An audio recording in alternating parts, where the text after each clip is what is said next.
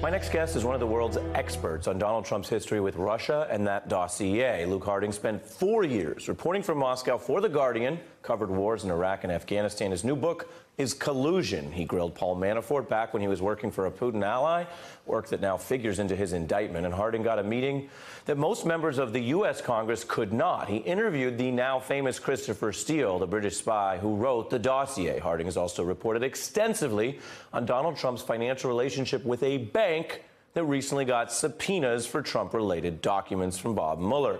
Luke Harding joins me now. He is in London. What are your sources saying about how Deutsche Bank is handling the demand for financial records about Trump? Well, my sources are telling me that Deutsche Bank is completely terrified. They're having a meeting next week to discuss this. And the backstory is exceptionally tricky. Donald Trump famously defaulted on a loan, $45 million to Deutsche Bank in 2008. After the financial crisis, he sued the bank, but then the bank lent him another $300 million. And I've talked to people inside the bank in New York, and I say, is this normal? And they respond with expletives, and they say, are you kidding me?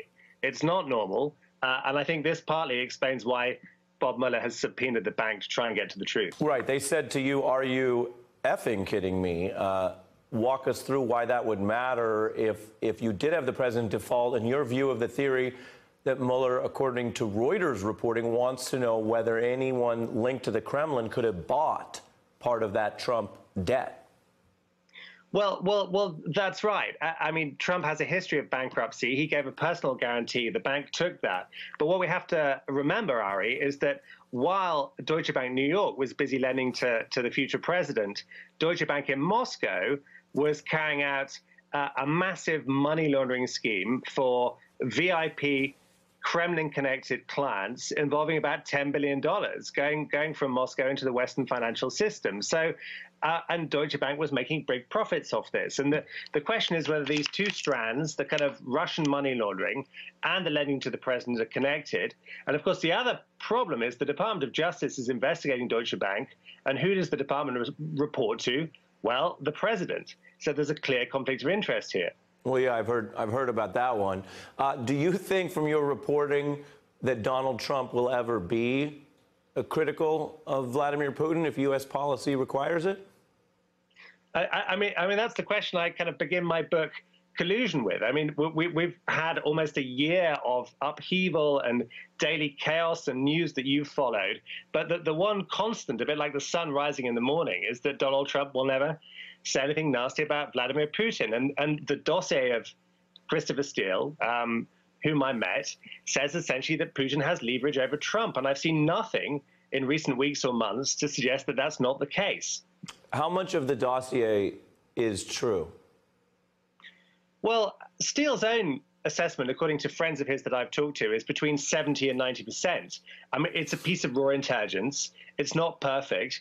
But the reason he sent it to the FBI, all of his reports, is because he felt this was such a kind of grave kind of conspiracy in his view that it needed to be kind of properly investigated.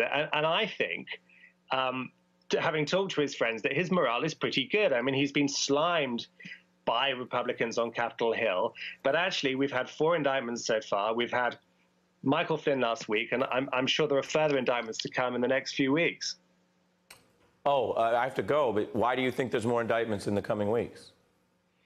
Well, I mean, I think we're not done with Paul Manafort. I think there are kind of further question marks about Carter Page, the foreign policy aide. There may be other players we don't yet know about, and I think the heat is definitely being turned up on Jared Kushner as well. Hey there, I'm Chris Hayes from MSNBC. Thanks for watching MSNBC on YouTube. If you want to keep up to date with the videos we're putting out, you can click subscribe just below me, or click over on this list to see lots of other great videos.